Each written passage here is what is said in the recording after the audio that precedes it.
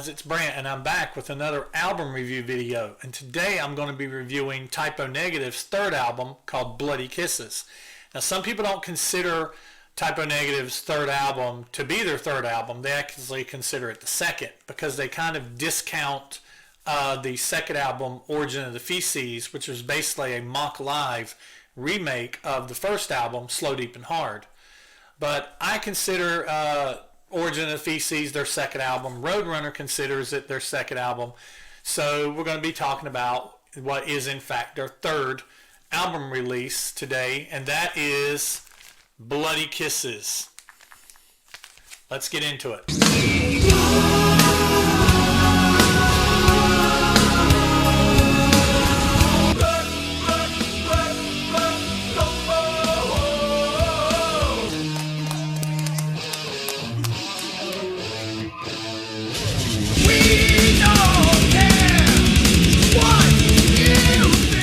Bloody Kisses was released August 17th of 1993, and it was recorded at Systems 2 in Brooklyn and New York. It reached 166 on the Billboard Top 200, and it was certified gold on November the 9th, 1995, and it was certified platinum on December the 14th of the year 2000.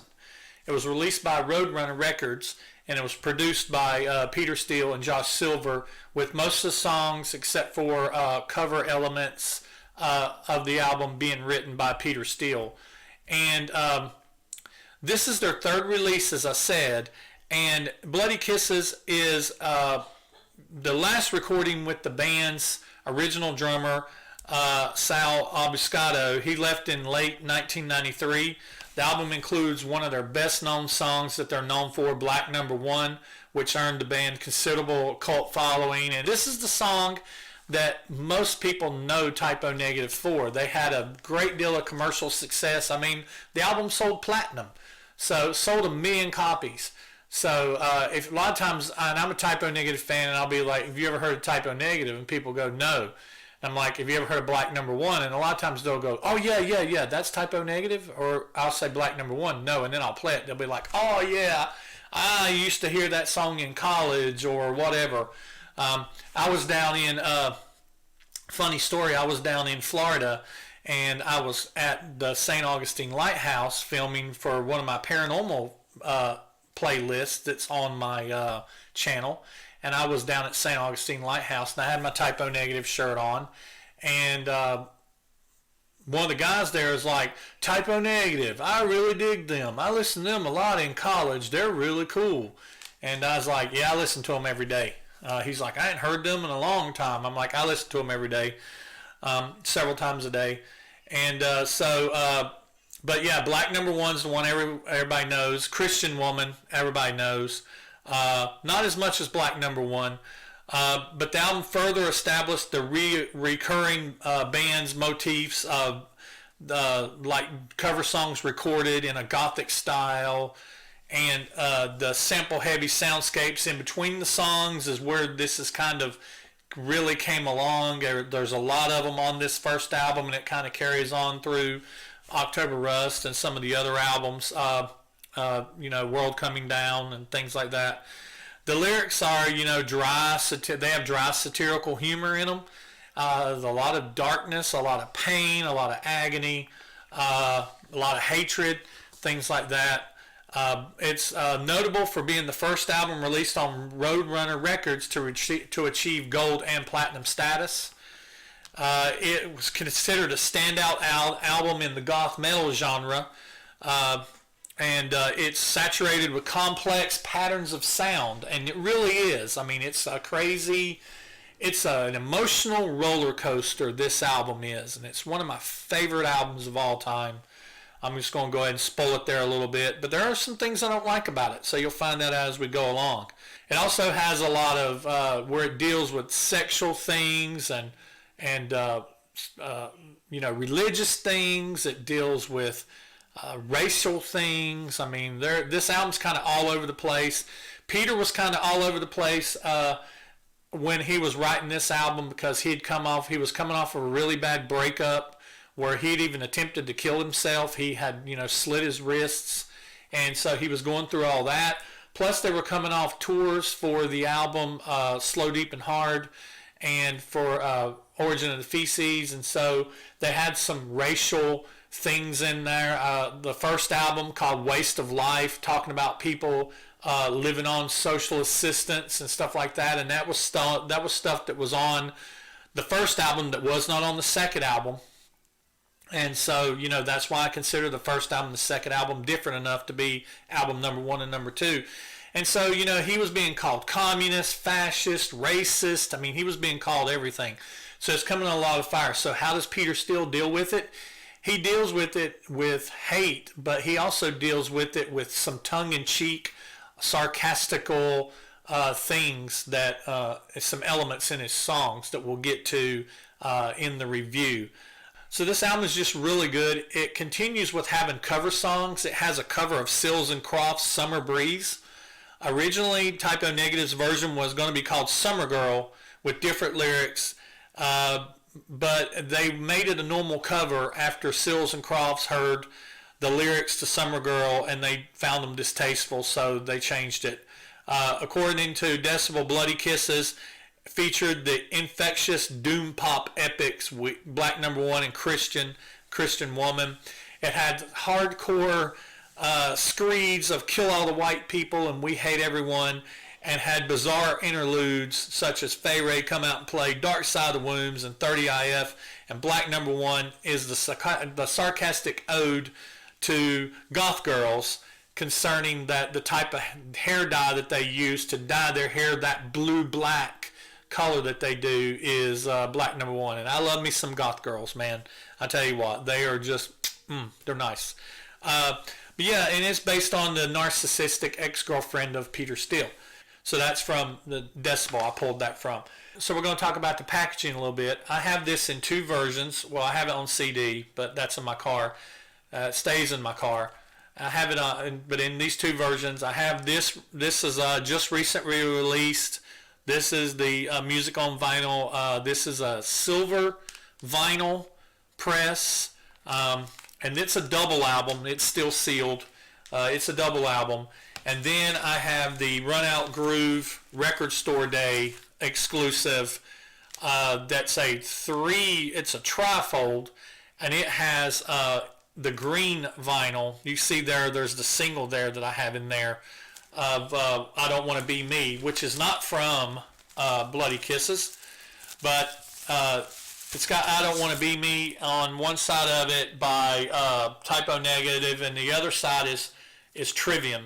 And it's a vinyl, it's a green vinyl with green swirls in it. And me and Steven are actually going to be doing a reaction to this. We're going to be doing a song exchange reaction to this. This is upcoming. We're going to play it on the record player here, and we're going to talk about it because I'm a big Typo Negative fan. Steven's not so much, and Steven is a big Trivium fan, and me not so much. So we're going to be talking about that. But this is the album that I do have that is open, and I will show it a little bit.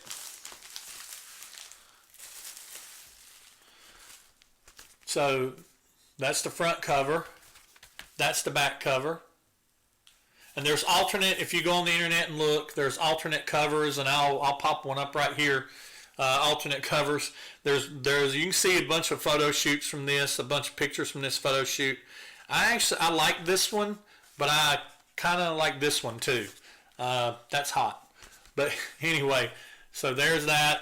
There's the back. And I love down here at the very bottom it says, "Don't mistake lack of talent for genius." And that's just the kind of guys that they were. They were so, self-deprecating and everything. They were just awesome. They were just an awesome band. There's the notorious inside picture where he's got the cross. And then on this side of it, they've got the negative pictures of the band, of 2 members of the band. And this is the center picture, or the center with the lyrics. And then you got this part here. And so, man, I got to pull out really far to get it all the way in there. But there it is all the way in there. I'm trying to see my monitor here. Yeah, so there it is all the way in there. So it's quite the package. And the vinyl is beautiful. I'm just going to pull one of them out here to show the vinyl on this one. The vinyl is beautiful. This is what it looks like. And most of them have the lips, and then some of them has the bolt, and then one has the bolt, and then has the gear, and then this one has the gear and then has the lips. And I'll pull this one out. They all look the same. They're the green vinyl with the black swirl, and that's just really beautiful album. So we're going to get into the songs. Now, the song portion of this, I actually recorded the song review portion of the album whenever my daughter Brittney was in town a few weeks ago. While she was here, we did Bloody Kisses and October Rust. We did them both in the same night. We'd been out drinking a little bit the night earlier in the night. We were trying out a new little place here that makes small run craft beers, and me and her drank some really good porters and some really good stouts, had a couple flights each, and came home and decided, hey, let's talk about Type O Negative, because my daughter Brittney loves Type O Negative. She's been listening to Type O Negative since she was a kid. You know, she was born in '93, and she's been listening to Type O Negative basically, and I've been listening to Type O Negative that long, so she's basically been listening to Type O Negative her whole life. So we're going to get into reviewing the songs on the album and the album itself. So with that, here's me and Brittney. So hey guys, so I got my daughter Brittney here. This is my oldest daughter, and you've seen her brother Steven in several of my videos. So this is older sister Brittney, and Brittney's the cooler one. The cooler one. Okay. So Brittney is a huge Type O Negative fan. I introduced Steven to some music, different kinds of music. Me and her mother both kind of introduced her to Type O Negative. We've liked Type O Negative, or I've liked Type O Negative since Brittney was a baby. And so she's in town. She doesn't come in town very often. She lives in town in Greensboro, or you live in Winston now. But she came into town, and we spent a little bit of time at the brewery earlier having some drinks. Mm-hmm. And so we're like, you know what? Yeah. She's staying tonight, and so we're like, we're gonna make a video. We're gonna make a video. We're gonna make a video. So we're feeling good, but we're not drunk, but we're feeling good. Mm-hmm. So we're gonna be, like I said, we're gonna get into the songs for Bloody Kisses, mm-hmm. and we just kind of got hyped up here because I was playing some of the songs on my phone because she's like, refresh my memory. It's been a hot minute since I heard Bloody Kiss or Type O Negative or Bloody Kisses, yeah. Mm-hmm. And then we're going to be, if you check, there's going to be an October Rust video that's going to be some point in time after this. So it's not on my channel yet. Keep looking for it because sometime after this video it will be. So, like I said, Brittney, you're a huge Type O Negative fan. What is it about the band that kind of draws you? I mean, Type O is like one of those bands that it's got like, it's really deep, it's really dark, but it's, it's got like a nice rock to it. But to me, it doesn't, it's hard to pinpoint what I love exactly about it, but I really like the uniqueness of some of the songs. It just kind of doesn't seem like, like it's not too gothy, but it's not like classic rock. It's just kind of like a weird baby of the two, Right. And just some of the songs are like really unique and, are just really, really cool to listen to. So to me, that's why I like them, October Rust is my favorite album, and like there's not a bad song on that one. I know we're talking about Bloody Kisses now, and it's a great album too. I mean, they're all really, really good, but they have like a really unique sound to me, and I've liked them for a really long time, so that's just me. Between the way that they record their instruments and Peter Steele's voice, mm-hmm. they definitely have a unique sound. Yes. And that's one of the things me and you were talking at the brewery earlier when we were having some drinks, and there's a guy I work with, Daniel, who he likes some Type O Negative songs. But I was telling him about how I'm not a gothic fan. I don't consider myself a fan of gothic music. When I tell people I like Type O Negative, 90% of them have never heard of them. And then those that have heard of them, they're like, oh, you like Gothic? I like so-and-so band. And I'm like, whoa, wait a minute. Easy. I like Typo Negative. I don't really like Gothic music. Yeah. And I consider I know they are Gothic, but some of their stuff is just downright heavy metal. Some of it's punk. Like, there's a song on here, me and you was just jamming to it. We started it and we're like, nope, we gotta stop. But think of like Cinnamon Girl, some of it kind of like pops out of that vibe. So, it's not really, not all the way. Like I said, it's just a really unique sound. So. Yeah, and they do and they always usually throw a cover song on their album, and I love the way they spin on cover songs and everything. So we're going to get into it. We're going to get into Bloody Kisses, and we're going to get into the first track, and the first track is actually, it's called Machine Screw. Easy.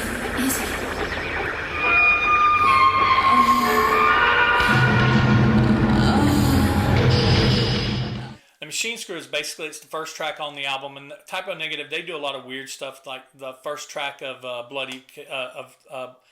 October Rust is actually like a buzzing speaker. They always do these little joke tracks. Yeah. The beginning of, I think, World Coming Down, it sounds like your CD player skipping. Yeah. It's like I like that and one. then Kenny comes in, sucker!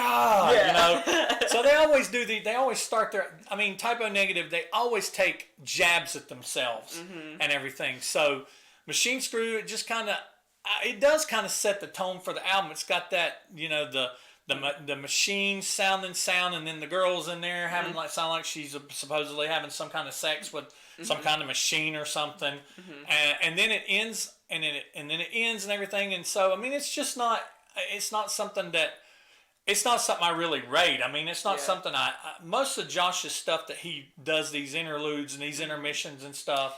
Yeah. I like all of them. It's just they're all very unique, and it's what gives Typo Negative's albums their personality. They kind of set the tone for like the song coming up in the album too, so it adds a little extra, depth to it. Right. So.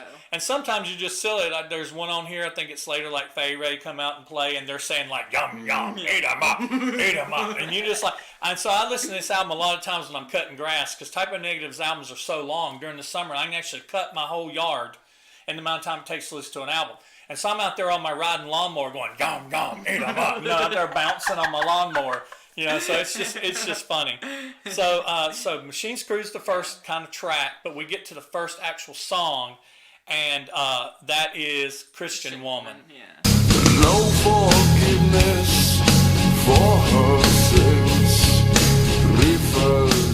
So Christian Woman, I just love the way, like I said, I'm gonna fanboy on Peter Steele, or homo on him a little bit right now. But the very beginning of this, I played it for you. If you turn it up really loud, you can literally hear him like he's whispering in your ear, that whole forgive her.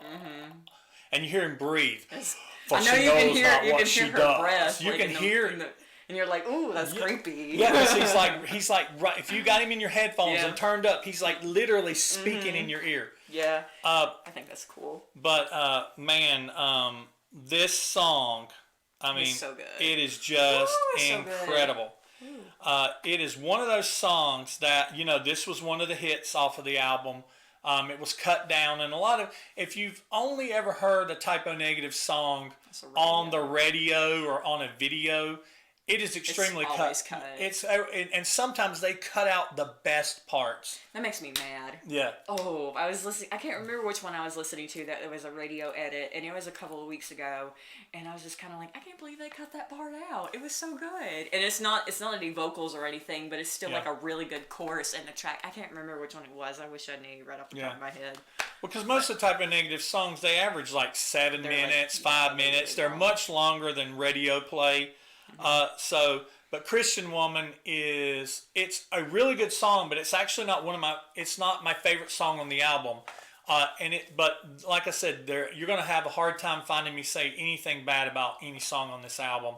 But I guess Christian Woman and the next song after this one, Black Number One, they're the classics. They're the ones that everybody has heard, but you've only probably heard the radio edit of it or seen the video of it. So I'm going to put there's an entire album on YouTube, or there's a playlist that has all the songs, and I'll put that link in the description under this video. So you definitely need to check that out because if you've never heard these songs in their entirety, if you've only heard radio edits or video edits, you definitely owe it to yourself to actually hear those songs in their original entirety. Because they put so much, I mean, they spend months making these albums, and they put so much into it and everything. So, Christian Woman, so great song, right? I mean, Yeah, it's probably my favorite on the album. Okay, Christian Yeah. Woman is your It's favorite. probably my favorite, yeah. My favorite song comes a little further down. I bet I know what it is. I have a tendency to like deep cuts, and so the songs that are hits and stuff like that. It ain't that I don't like them, but I have a tendency to like the songs that never got released or nobody's ever heard.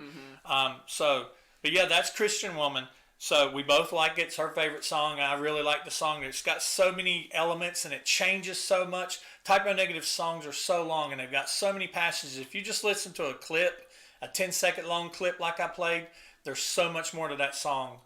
Any of these, like I said, if you find any of these 10-second clips interesting and you've never heard this album, never heard these songs, you definitely owe it to yourself to go back and listen to this album. It's hard to condense it down to just one part because like the whole thing is just so good. Yeah, because they change so much, and they really do. In one song, they change so much. So we're going to go on to track the second song on the album, which is track number 3. We're going to go to Black Number 1, Little Miss Scarrow.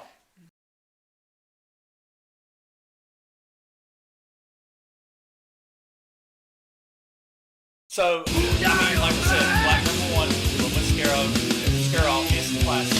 It's the black. And when I was talking about how they cut this down, he's like, I love it. Starts off that doom, doom, doom, doom, doom, doom, doom. Yeah, and he's like, I went looking for trouble, and boy, I found her. I mean, it's just awesome.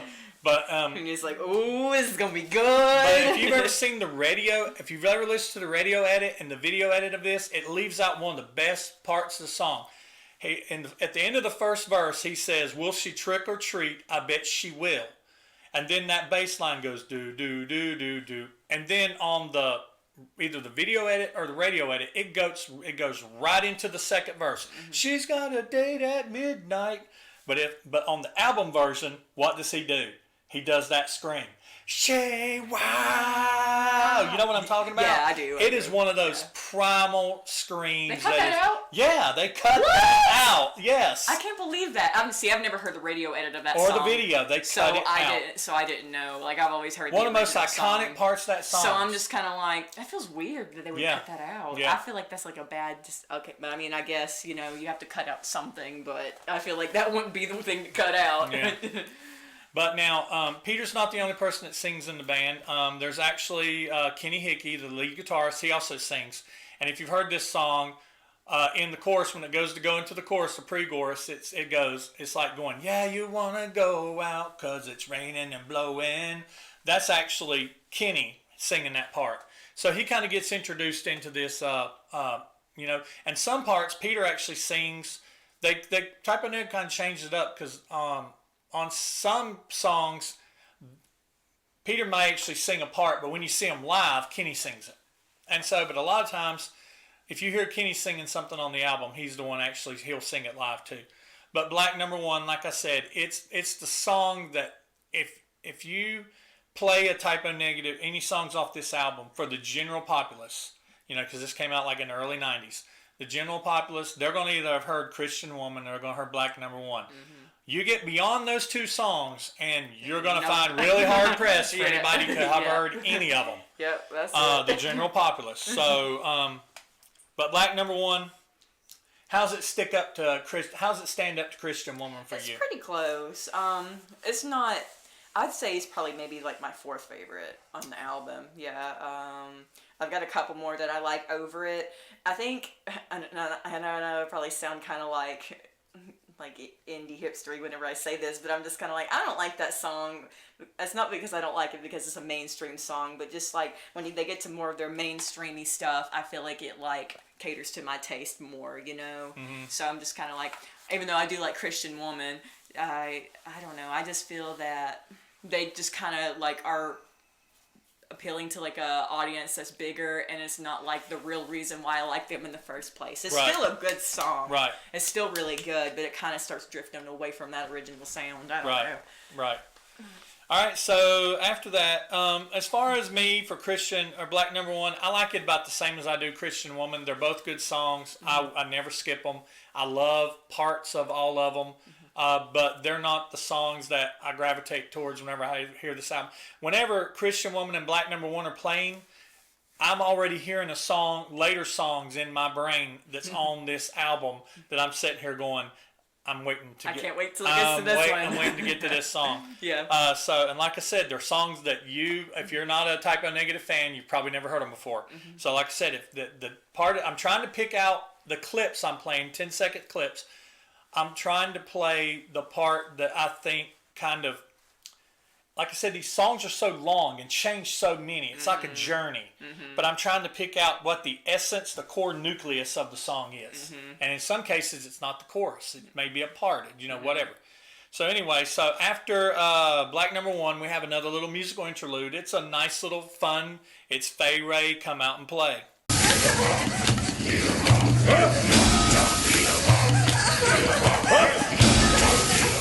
Now this is the one that I was talking about, the yum yum, eat 'em up, eat 'em up. I forgot about this one. Abdul Spectra, Your Xenagon. neighbors probably think you're insane. And you hear stuff in the background. You hear like one of the band members sound like an owl. They're like, oh. I mean, these songs, like I said, don't skip these musical interludes because these intermissions because it's where the guys just kind of have fun, and even in their songs they have fun. I mean, like there's a song later on. I'll talk about it when we get to it. But there's a song later on where you can hear them ribbing each other in the actual song. But so Fay Ray, Come Out and Play. Like I said, it's one of those fun little musical interludes, and it's definitely setting you up for the next song. So the next song, we're gonna go on to the next song. And then we're going to go back to Typo's roots a little bit here. We're going to have a punk song come out. And it's called Kill All the White People.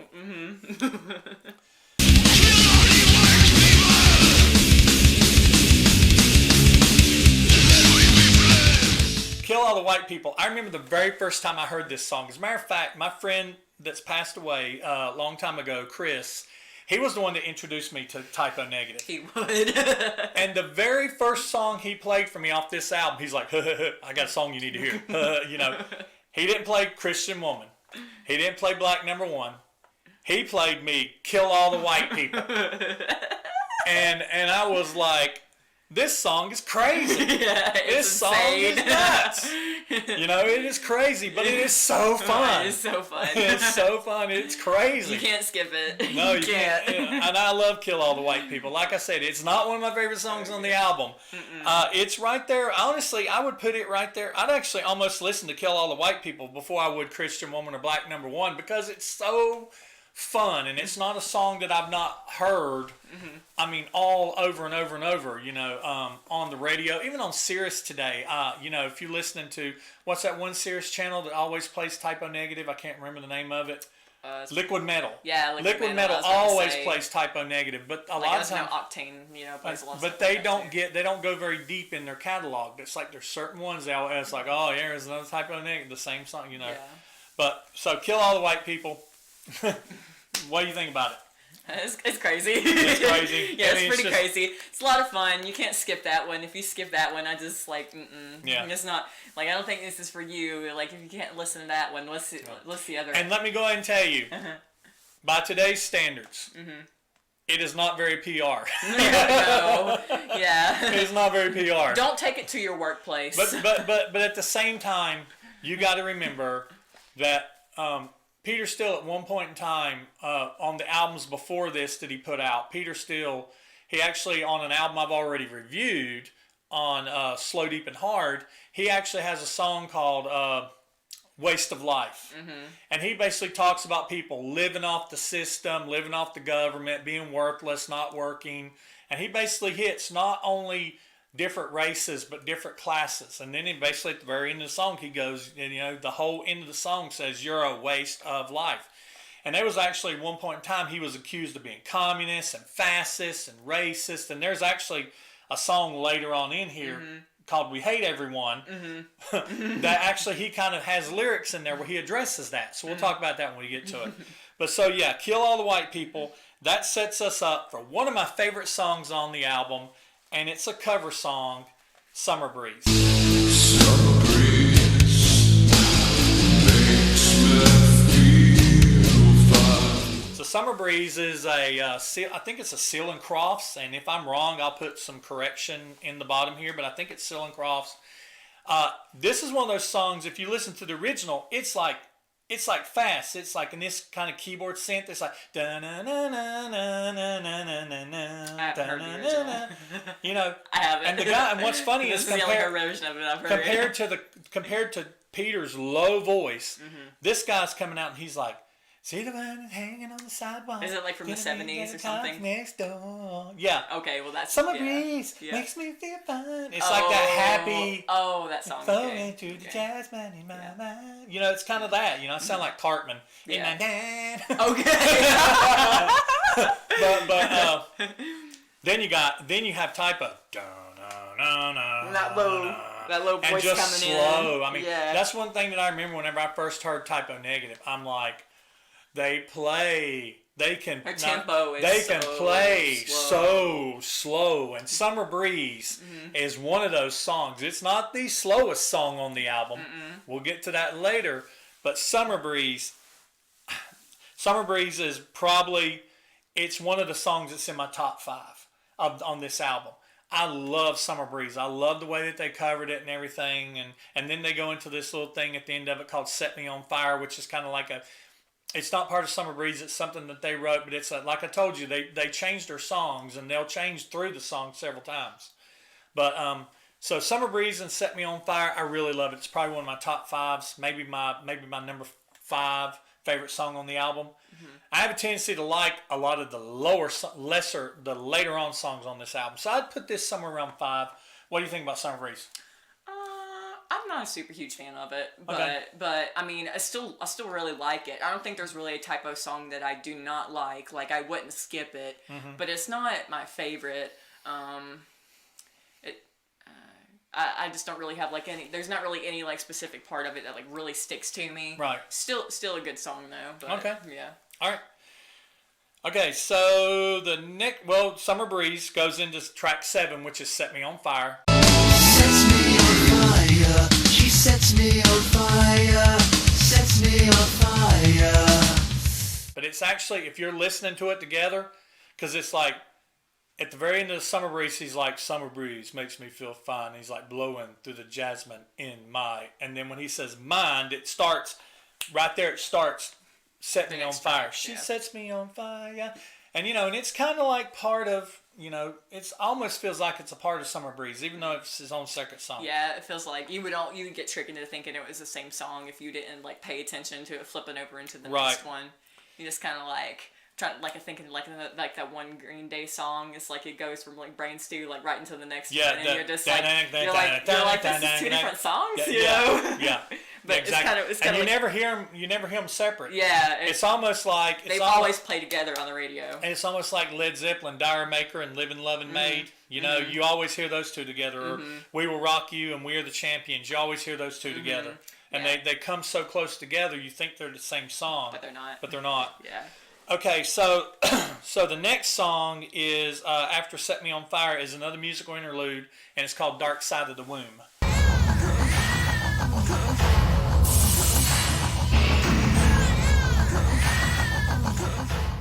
So you remember "Dark Side of the Womb"? It sounds like the Babies. It's like the Oh yeah. it's yeah. just out of all the musical interludes or the things that he does, that Josh does, because most of like I said, the musical things and the in between things and the intermissions and stuff, they're mostly Josh, the keyboard player Josh Silver, that does them.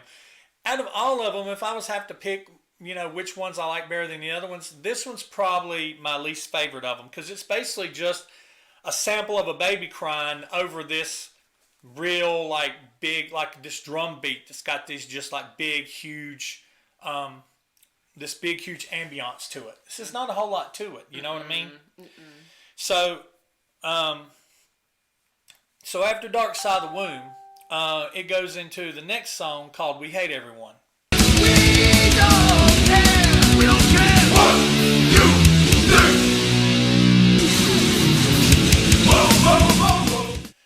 So We Hate Everyone. It's Also another. a really nice one. It's one of those songs that starts off really fast and it goes whoa whoa whoa whoa da da da da whoa whoa whoa whoa whoa. You know. Yeah. And this is the one where Peter's talking about, you know, right wing comments, left Islamis point their fingers, new rumors linger, and I love the we don't care what you think. Now that's Kenny doing that. But then it's like, we don't care, and it's all together, like that real guttural, what you think? Yeah. It's just like, you know, Like, okay, I got you, man. and then it slows down in the middle of it, and they go into this interlude and everything, and then they speed back up again.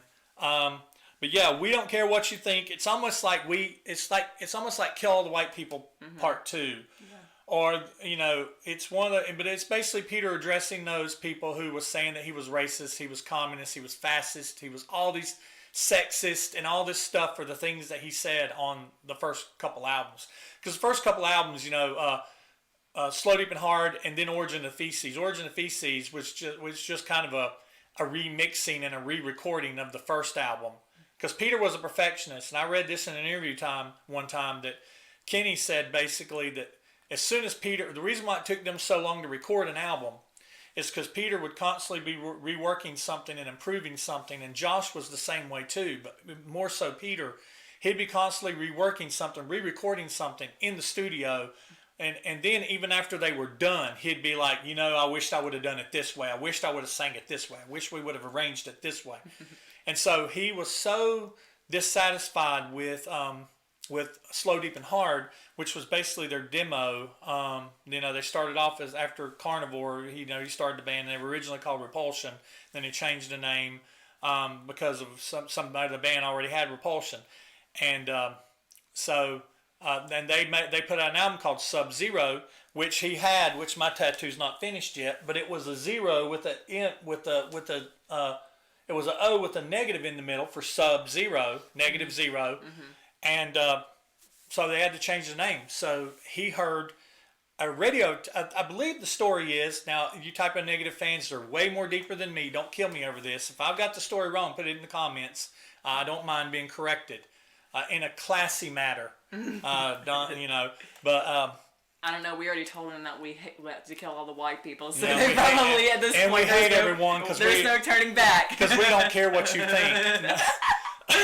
But so he heard what I've heard is he heard an advertisement for a blood drive or something like that, and he started thinking blood, and they said they needed type O negative blood, and he's like, oh, type O negative. I've got an O negative on my arm, and so he named the band Type O Negative. That's where they got the name from. And so, you know, that's what this song basically is. It's just Peter basically thumbing his nose back at people saying, you know, we don't care. You know, we don't care what you think. You know, they from Brooklyn and they up, you know, New York boys. They don't care what you think. So you can say what you want about them, but they don't care. And that's basically what this song. I mean, he actually says at the very end of it, "We don't care what you think," and then it stops, and he's like, "We don't give a fuck." I love it at the end. I'm just like, yes, bud. It's just, Like you do. it's just the way he says it. I mean, it's just we don't amazing. care. He's just like, Yeah. like so hard on that last word. Yeah. Yeah. So We Hate Everyone is an awesome track. It's one of those fun tracks. I really like it. It's not in my top 5, but like I said, there's not a song I skip on this album anyway. This is a listen through all the way to front to back, and then usually when I finish it, I start it over or I go on to October Rust. So but yeah, We Hate Everyone is followed by Bloody Kisses, A Death in the Family.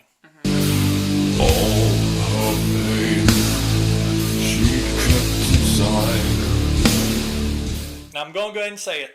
I think you know this. But Bloody Kisses, A Death in the Family is hands down my favorite track on the whole album. Yeah. I love it. It starts off with this huge big pipe organ, and this is the slowest slowest song. I mean, it's like the drum beat is like, duh, boom, duh. I mean, it may be even slower than that. I mean, it is slow. And he sings, when he first starts singing, he says, not long ago, but far away. He is so low. He's like, I can't even begin to replicate how low he is. I'm not even going to try to attempt it. But then he's singing about, and this song's about somebody that committed suicide, a girl that committed suicide. And Peter was going through a really tough time at this time. He had actually tried to commit suicide, I believe, at this point. Like I said, Typo Negative fans, so you hardcore ones. And we're doing this on the fly, so I don't have my research in front of me. So if I'm wrong, let me know. But I do believe that he tried to commit suicide at this point. And and a lot of Peter's songs, if you listen to them, they're about. He was very angry early on, but from this part on, and then he kind of picks up some anger in some later albums. But there's some angry tracks on Bloody Kisses. But some parts, a great part of Bloody Kisses and a huge part of October Rust is about pain and suffering from a relationship that has just gone totally sideways. And you just hear, this is one of those songs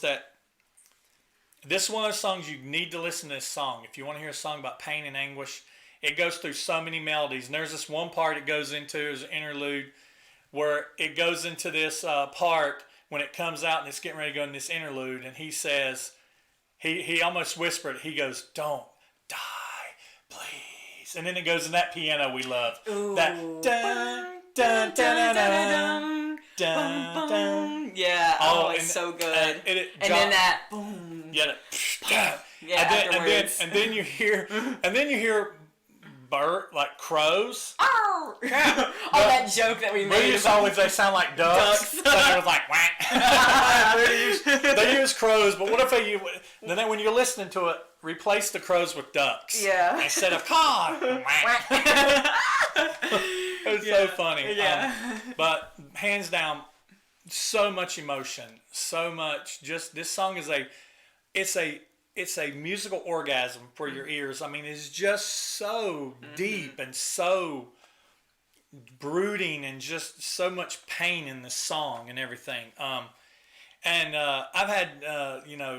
had people ask me before, why, even my wife has asked me, why do you listen to such a depressing album? She jokes around. She's like, oh, you're listening to Typo Negative again. Well, the cyanide and the razor blades are in the glove box. It's like, but when I am at my deepest, sometimes listening to somebody who has wrote about being deeper than me makes me feel better. I mean, I find comfort in listening to some of this really depressing music when I'm depressed. Like when I'm in that super low valley and I'm just feeling like total worthless trash.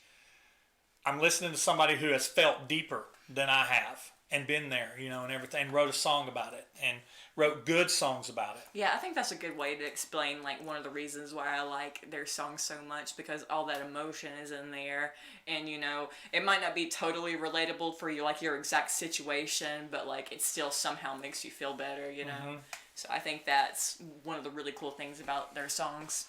So Bloody Kisses, hands down, hands down the best, my favorite song on the album. So how do you feel about Bloody Kisses? It's very close second. Very close second. Yeah, very, very close second. Very close second. I just really like Christian Woman because I think it was like one of the first songs I've heard, and it just like stuck to me. But like Bloody Kisses is a very excellent song. I mean, it's almost hard to like pick between the two. Yeah, this is almost like trying to pick your favorite kid. I mean, it really is, And I've got the other kids that's watching this know it's you. Yeah. So for those of you keeping count at home, this is my third of my 5 children that's been in a video with me. They're gonna start thinking you're just like pulling people off the sidewalk for your videos. Hey, will you come play my daughter?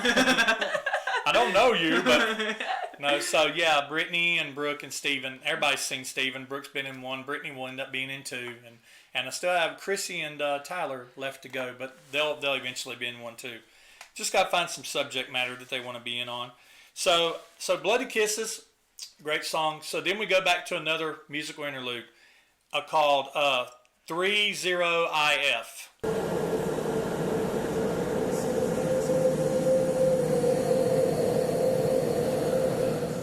Now, this is the one where it's like, it starts off and it's like,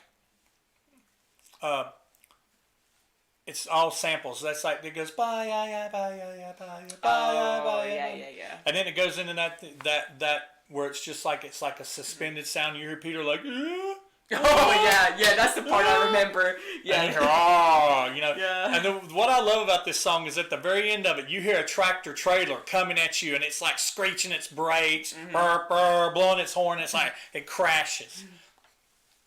Like I said, I like it better than, it's probably, I like it just as good as I do the other ones. I think they just took like all their studio goose and like threw it in an interlude. This is what it sounds like, other than like the tractor trailer at the very end. But then it stops, and remember I told you earlier, there's a track, it goes in, it's this track here where they're making fun of each other in the actual song. It goes from 30IF to the next track called Too Late Frozen.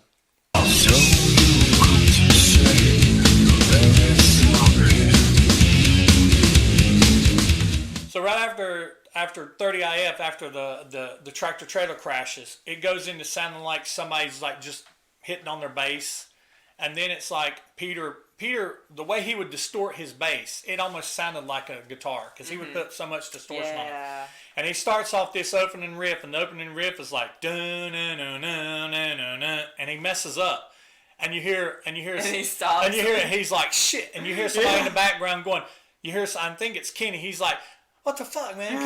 Come on, get in. He starts back off. You hear Peter go, fuck you.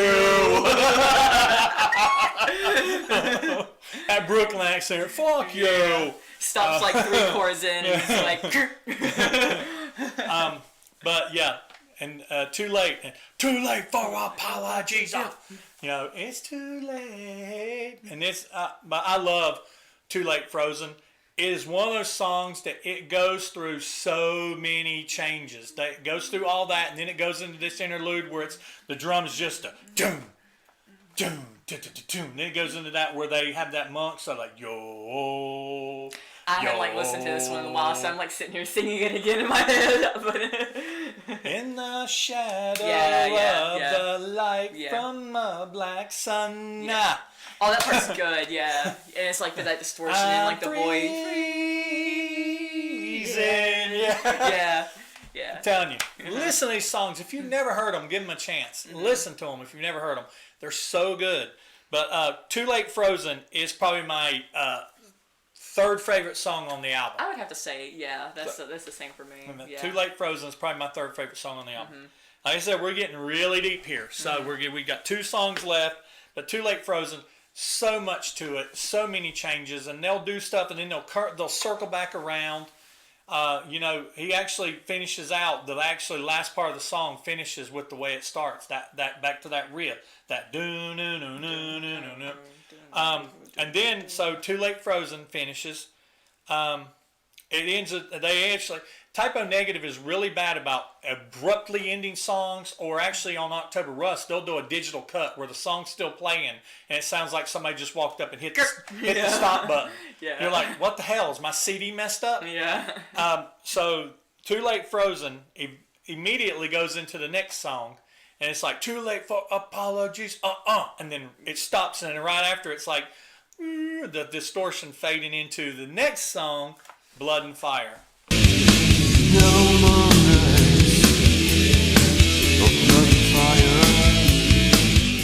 So Blood and Fire is another one of those songs. It's a long song, and while we were doing the 10-second break, I refreshed her memory on this because it's been a hot minute since she's listened to this album.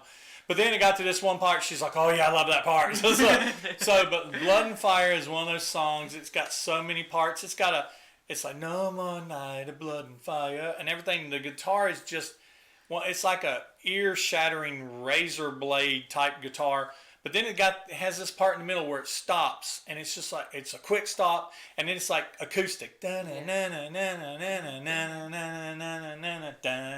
they got kettle drums going in the back, boom, boom, you know, and I think it sounds like almost like a pan flute coming in.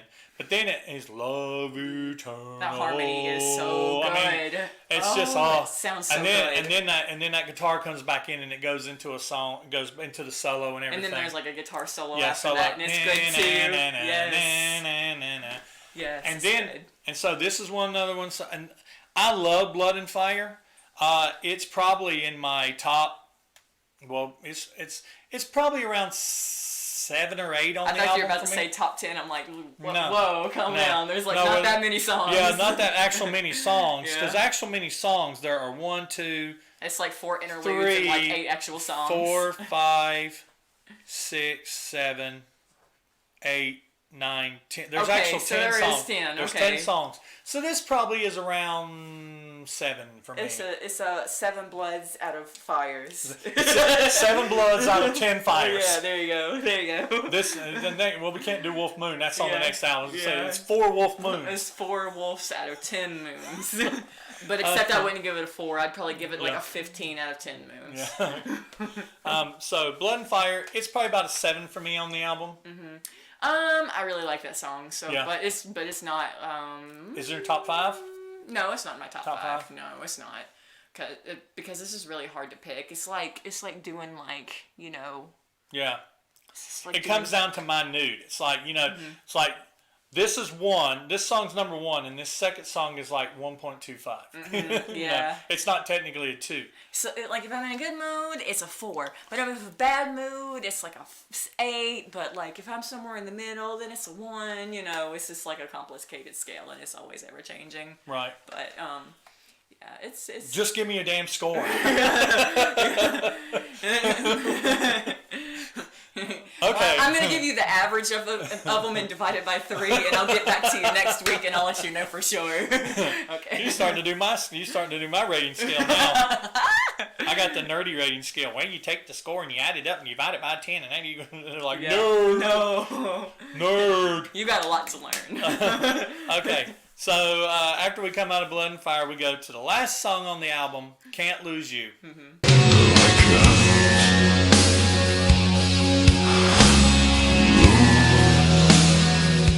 Can't Lose You is one of those songs that Typo Negative has an amazing ability to they can make a 5-minute long song and they can say 6 words. I'm going to tell you the words to Can't Lose You. I can't lose you. Repeat. No, I can't lose you. Repeat. No, I can't lose you. Oh no. Oh no.